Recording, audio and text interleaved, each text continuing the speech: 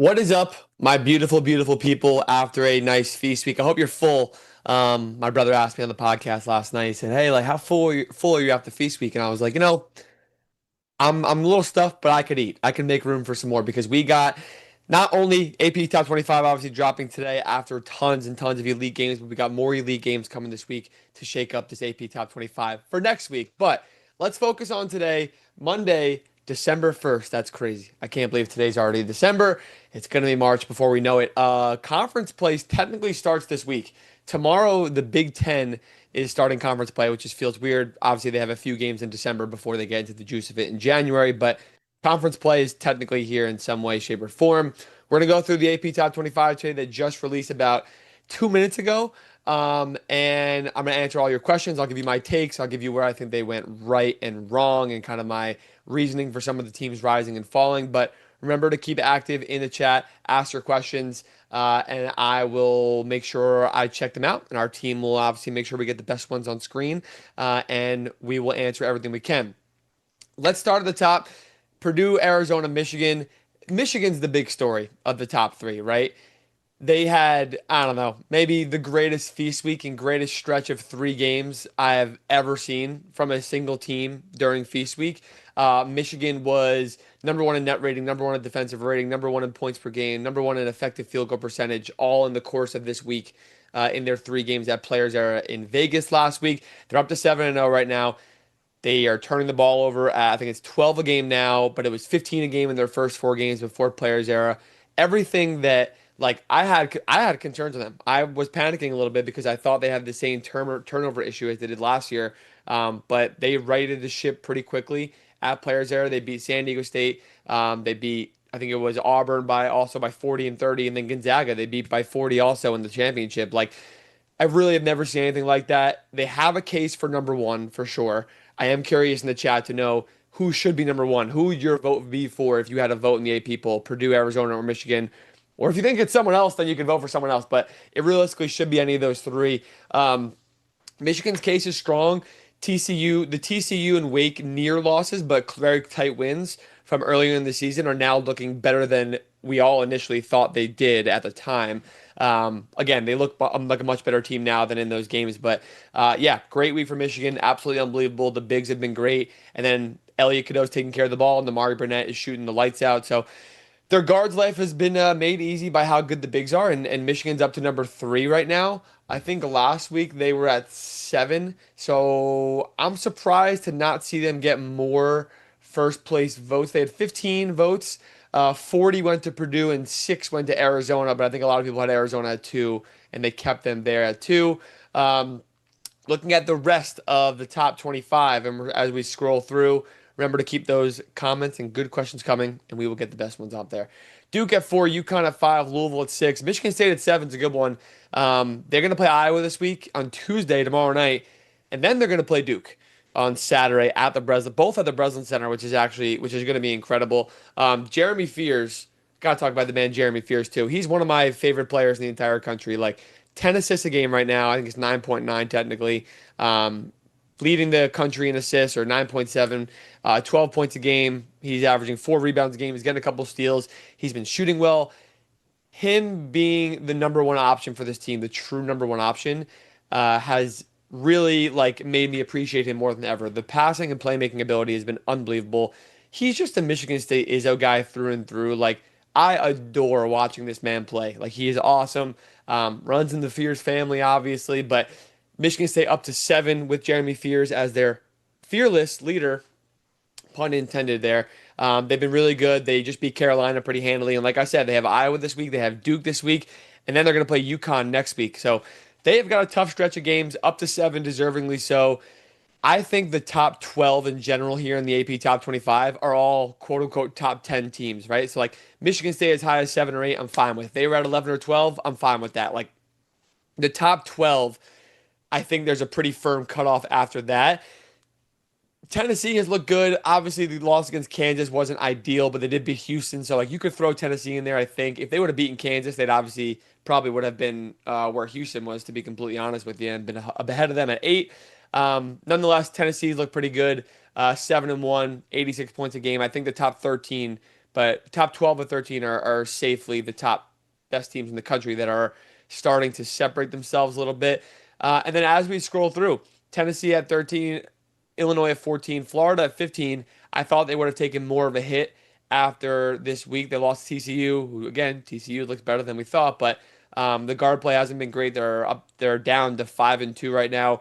They play Duke this week, and then they play UConn also coming up. Very, very, very big schedule for them coming up as well. They need to prove it. They need to beat one of these good teams before they head into SEC play for sure. Xavier Lee played well in their last game. Who did they beat in their last game? Providence, that's what it was.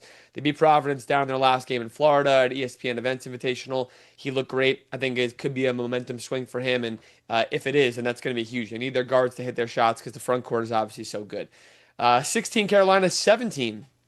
The Vanderbilt Commodores. This is an interesting one. I thought they would have been a little higher. I think I have them at 14 or 15 in my power rankings right now. But yeah, I get they haven't played amazing teams. They beat VCU, they beat St. Mary's in Western Kentucky down at Battle for Atlantis, but they wiped the floor of VCU and St. Mary's, and that is not something to laugh at. Those are two legit teams that honestly, St. Mary's will be in the tournament. VCU, I think, will be a tournament team also, and they are the quality of that. But Vanderbilt's offense is insane. They're fourth in the country in offensive efficiency right now. They're top 10, I think they're number 10 in the net. They're number 11 in KenPom right now in overall efficiency. Like they scored more points on St. Mary's in regulation than St. Mary's has ever given up in the last 25 years with Randy Bennett as their coach in a regulation game. So that says a lot. 96 on St. Mary's head. They probably could have put up 100, 110 if they kept running it up. But Vanderbilt's definitely a team right now that I think is even still a little bit underrated by the AP poll. But as they play better teams more and more into SEC play, if they keep it up, I think they will kind of start to climb up the rankings a little bit. Someone in the chat, how is TCU not ranked? How TCU is not ranked is beyond me. Yeah, I don't think they deserve to be ranked yet. Taking the close loss to Michigan, I don't think is fair to say, oh, well, they almost beat Michigan, right? Like, Michigan's one of the best teams in the country. They looked ridiculous. Sure, they still have that loss against New Orleans on the opening night. Again, opening night, it could be a million reasons. New Orleans has looked relatively decent in their games, the privateers, but I don't think TCU deserves to be ranked yet. I don't know if they're getting votes at all. Let me pull this up real fast and see. TCU is getting votes. They are 26, 27, 28, 29th if you count in deep into the rankings, 29th in the AP poll in votes. I don't think that they are like I don't think they 100% deserve to be there. Iowa ahead of them definitely deserves to be up there. I even think St. Mary's, Utah State, Missouri, Baylor all have some kind of credibility to be ahead of them also. But TCU, if they keep this up, they definitely will be. And we could look back on the New Orleans game and say, you know what, throw that out of the window because they did almost beat Michigan and they are winning a lot of their games now as they get further into the season. Someone else said that Michigan should be number one. No team has P dot. No team has done what Michigan has done. They deserve number one. No team has done what they've done in terms of the disparity in winning, obviously, but I don't think that's fully fair to say, like, look at who they beat in their resume, right? So, like, Michigan has beaten Wake, TCU, San Diego State, who have all been good, not great, in my opinion. Auburn, probably similar in that boat, and then Gonzaga, who has been amazing outside of that game, obviously. Look at Arizona's resume right now. They have the best resume in the country. They beat Florida, they beat UCLA, they beat UConn in stores. Like all those were away from their home also. Like I understand they're not beating teams by 40 like everybody like Michigan has in at players era, but Arizona's got just as much of a case with their resume. I don't think it's fair to say that no one has done what Michigan has done. Like, yeah, no one went to Vegas and won by 40 every game. I get that. But Purdue also kind of has, right? Like, Purdue beat Texas Tech by 30 in the Baja Mar Championship. They beat Memphis by 9, even though they were shooting terribly. Like, they kicked the absolute poop out of Texas Tech, who is a very good team. They're ranked 19th in the country right now. I think they're even better than that quality-wise. So I could argue and say, hey, Purdue kind of did the same thing, just in a lesser volume, and it wasn't Feast Week. It was right before Feast Week. So a week and a half ago, you kind of forget about that a little bit. Couchmaster, overlooking Duke big time. Yeah, I mean, I think all in all, generally speaking, Duke is a little bit like under the radar is not the right way to say it. They're very underwhelmingly good, so they don't get all the credit they probably deserve. They're just like they're just good. They're not a fancy team. They're not super flashy. They're awesome. They don't get the full credit they will deserve. Kind of like last year. Like last year, they were analytically the greatest team ever, or one of the best ever, and they never got the credit just because they slipped up against Houston and couldn't win a national championship, which again is part of it. But every year, the Duke system produces. Their games against Texas weren't fun to watch. The Kansas game, like they're not super fun to watch, but they just grind out wins. They're good offensively, they're good defensively. They have great size. The scheme, the actions are awesome. Cam Boozer right now, if the season ended today, Cam Boozer would win National Player of the Year without a doubt in my mind. Duke just beat Arkansas also. I understand there's a case. Like, yeah, we're pulling up Cam stats now. 23 and 4, 23, 10 and 4 for arguably the best team in the country or one of the best undefeated right now is unbelievable. They've beaten Texas, they've beaten Kansas, they've beaten Arkansas on a neutral floor. They get to play Florida at home this week, and then they travel to the Breslin Center. This is a huge week for them because if they can get both of those wins, especially at the Breslin Center, they're going to be going towards Christmas and the holidays contending for that number one spot where say Purdue, Arizona, Michigan all win this week, their games. Duke wins both their games this week also, then it's going to be a four-team conversation for number one without a doubt because all four of those teams undefeated and Duke having beaten Florida and Michigan State on top of Arkansas, Texas, and Kansas, then it'll really solidify their case to be number one, I think, in the entire country. Back to the poll a little bit. I don't think we hit the back end of it yet. After Vandy, Kentucky, you didn't really do much this week. 18, Texas Tech 19, Auburn up to 20, Kansas 21, Indiana, St. John's, USC, Arkansas. I'm not surprised to see USC come in here. I don't think, were they in the poll last week? I gotta go look now. How did I get to last week? Week 4, USC was not in the poll. Okay, USC was close. They were getting some votes, but they weren't in the poll. They beat everybody at Maui. Even though the Seton Hall game they almost slipped up, and the refs probably helped them out a little bit, but nonetheless, they won their games at Maui. They did not get to play NC State, but they beat Seton Hall, and they beat a couple of decent teams there. USC looks good. I'm hesitant to say that they're like legit USC at 24 because like again, if you pull up who they've beaten right now, they're 25th in KenPom right now. They have beaten Illinois State, Troy in triple overtime, Boise, Seton Hall, and Arizona State. And then they get to play Oregon, Washington, San Diego, Wazoo, easy games. And then finally they play Michigan on January 2nd. So, like, there's a chance that USC could go undefeated into the new year and go to Michigan, to Ann Arbor, to play Michigan. And they could both be undefeated for all we know. But they do pass the eye test a little bit. Muss is a good coach. We can't forget about what he did at Arkansas in his last few years before USC. They're good. I still have some hesitancy with USC just because we haven't seen it versus elite teams yet. You could say that for a team like Indiana also, who we haven't seen versus great teams yet. Marquette win doesn't. I mean, they kick the poop out of them. They kick the crap out of them, but they don't. They haven't played great teams. Marquette hasn't looked good. That doesn't help Indiana's resume, even if they beat them by 40 or 50 or whatever it was. A couple of the other teams in here, St. John's at 23. I'm gonna call it how I see it. I'm surprised St. John's is even in the top 25 right now because they are. Where are they at? Are they up? They're 4-3 right now. They have lost to Alabama, Iowa State, and Auburn. They've beaten Baylor. They did not look good in the Iowa State game. They looked okay. Iowa State didn't have Taman Lipsey down the stretch, and they still were able to close out that game and get that win. Auburn game, St. John's did not look good. The Alabama game earlier in the season, they did not look good at home. The only good win they have right now is Baylor, who's solid. They get Ole Miss this weekend at home, who has not looked good either. They just lost to Utah. Then they get Iona DePaul. Then they finally get Kentucky, which will be awesome before they get into Big East play. Listen, this is not the same St. John's we saw last year, being able to destroy and bully and beat up teams. They have no point guard play that they really can rely on down the stretch of games versus really good teams. Dylan Darling in and out of injury, but even when he was been playing, like the Iowa State game, he was struggling a lot. Taman Lipsey was exploiting that matchup a lot. Ian Jackson's not a typical one guard, neither is Joseph Shannon or Isaiah Sellers. So I don't know how to feel fully on them. Drop shots says St. John's doesn't deserve to be on the list. Yeah, I wouldn't have voted for them in my top 25 also.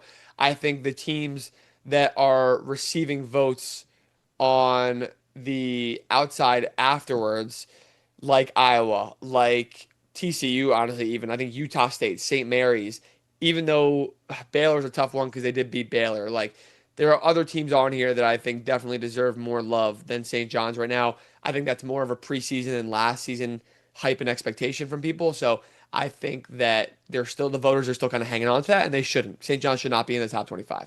Silent Dragon says Louisville should be in the top five. I don't think that's fair yet. They play Indiana this week, which will be a really fun one, and they're at six. Like, if they're at six, I don't think it's the end of the world. The top three are the top three. Duke has to be four. And then UConn, their only losses at home to Arizona without Terrace Reed and without Braylon Mullins, who are now fully back, and they barely lost that game. So I don't think Louisville has a case to be in the top five right now. They've only beaten Kentucky, obviously, and then Cincy, and then everyone else is bad. They get to play Arkansas first and then Indiana this week, which will be a huge week, and then Memphis and Tennessee after that. So this is a big 2 weeks for Louisville.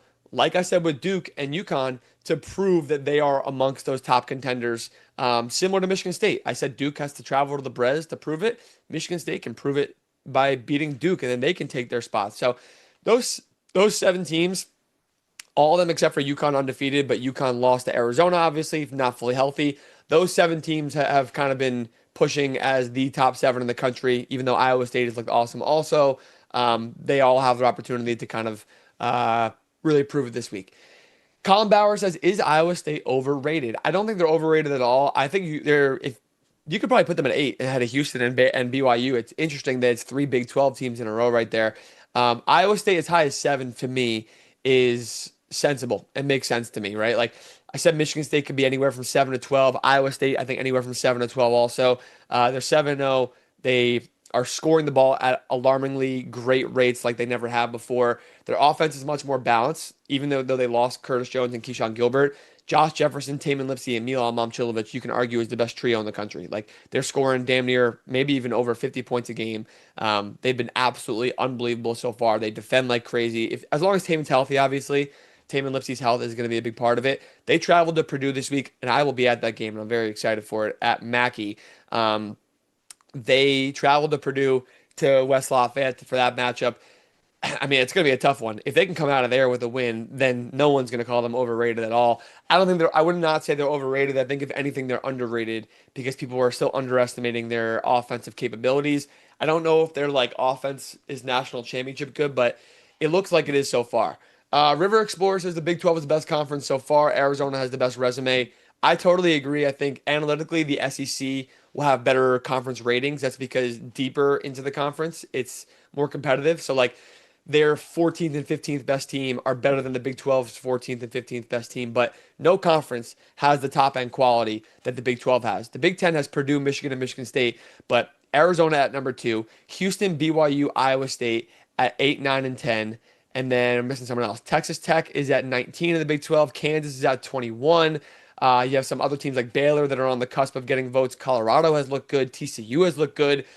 No league has the competitiveness in the top half that the Big 12 has.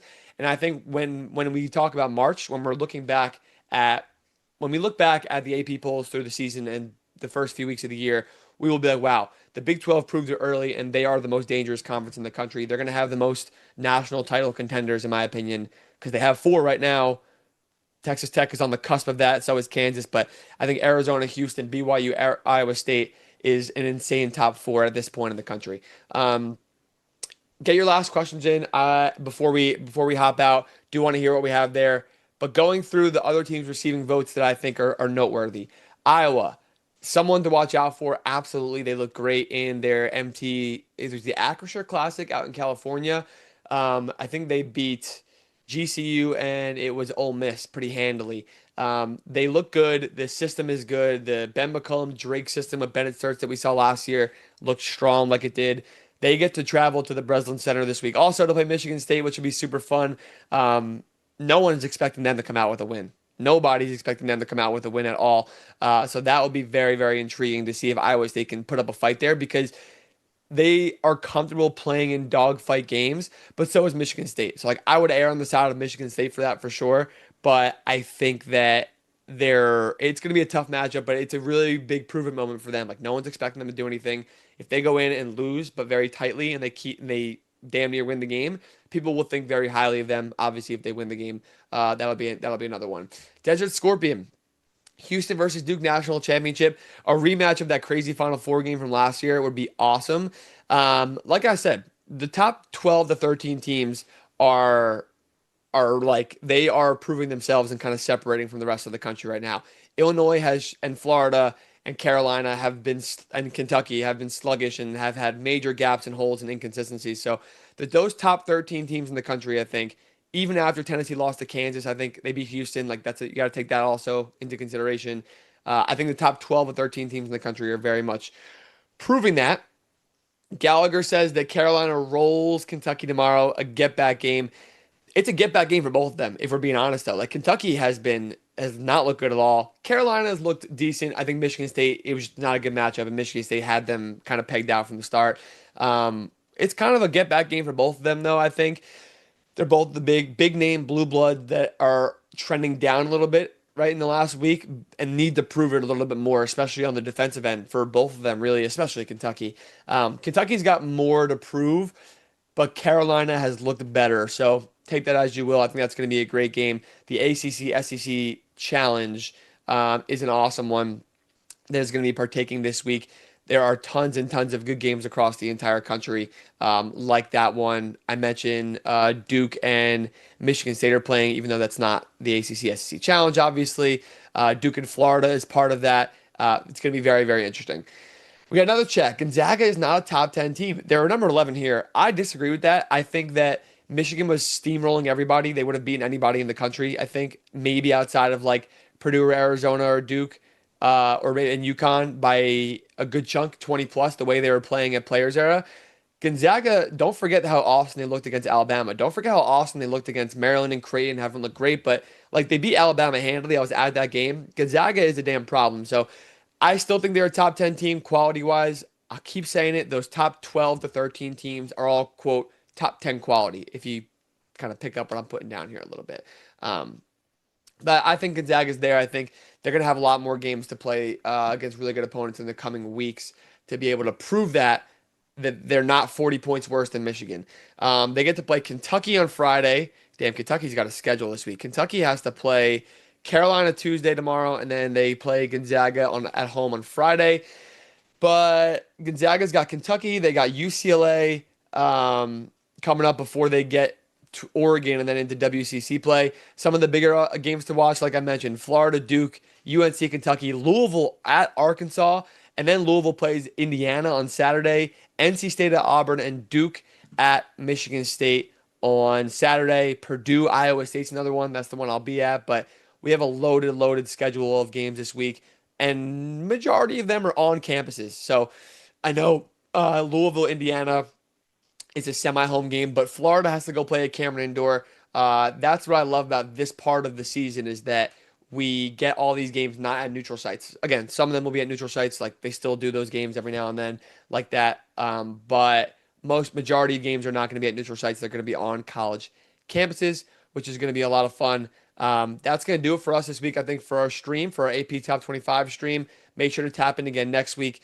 because after these crazy set of games, I'm sure the AP Top 25 will not look anything near the same as it looks right now. But appreciate y'all for tuning in.